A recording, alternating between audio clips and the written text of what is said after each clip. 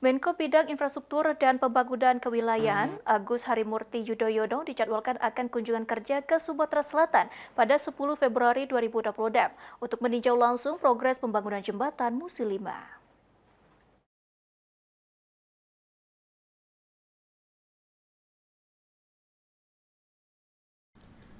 Pembangunan jembatan Musi 5 yang menjadi bagian dari pembangunan ruas tol Trans Sumatera Palembang Petung mulai memasuki tahap akhir, sehingga progres pembangunan tersebut akan ditinjau langsung oleh Menteri Koordinator Bidang Infrastruktur dan Pembangunan Kewilayahan Republik Indonesia.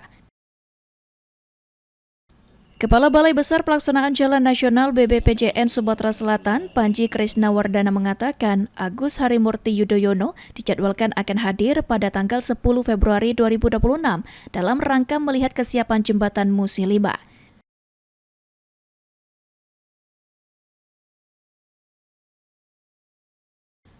Dengan selesainya proses pembangunan jembatan Musi 5 menurut Panji pada arus mudik dan arus balik Lebaran Idul Fitri tahun 2026 sudah dapat digunakan oleh masyarakat.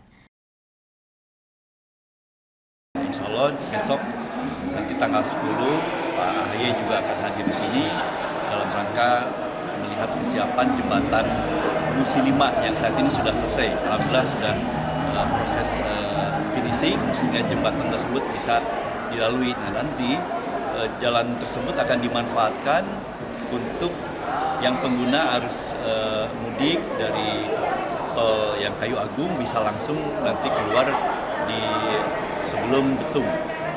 Nanti begitu pun arus baliknya.